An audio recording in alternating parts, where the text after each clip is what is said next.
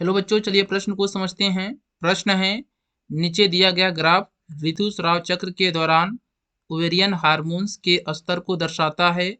पहला व दूसरा क्या दर्शाते हैं? पहला विकल्प दिया है पहला प्रोजेस्टेरॉन, दूसरा एस्ट्रोजन। दूसरा विकल्प दिया है पहला एफएसएच, दूसरा एलएच। तीसरा विकल्प दिया है पहला एलएच, दूसरा एफएसएच और आखिरी विकल्प दिया है पहला एस्ट्रोजन, दूसरा प्रोजेस्टेरॉन। चलिए इस प्रश्न की मुख्य अवधारणा को समझते हैं।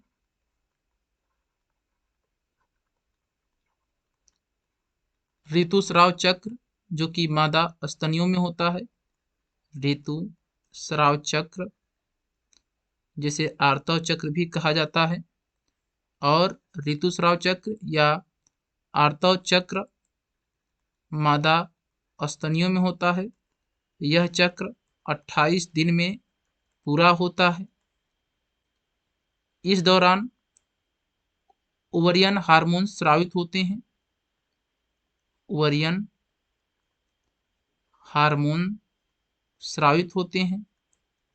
इस ग्राफ में जो पहला है यह ओवरियन हार्मोन एस्ट्रोजन को दर्शा रहा है, एवं जो दूसरा स्तर है यह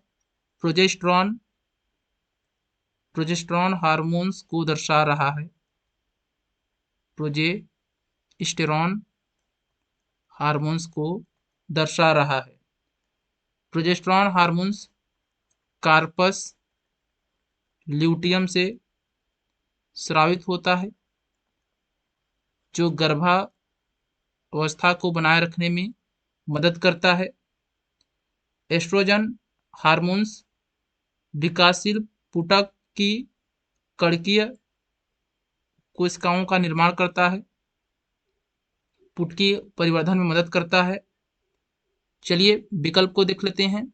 पहला विकल्प है पहला प्रोजेस्टेरॉन, दूसरा एस्ट्रोजन। यह विकल्प गलत है क्योंकि पहला एस्ट्रोजन को दर्शा रहा है और दूसरा प्रोजेस्टेरॉन को दर्शा रहा है, इसलिए पहला विकल्प गलत है।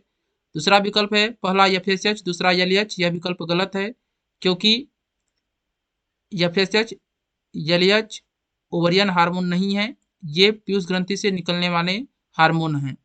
तीसरा विकल्प है पहला एलएच, दूसरा एफएसएच। यह विकल्प गलत है। आखिरी विकल्प है पहला एस्ट्रोजन, दूसरा प्रोजेस्टेरॉन। यह विकल्प सही है। इस प्रश्न का सही उत्तर है आखिरी विकल्प। हम आशा करते हैं यह प्रश्न आपको समझ में आया होगा। धन्यवाद।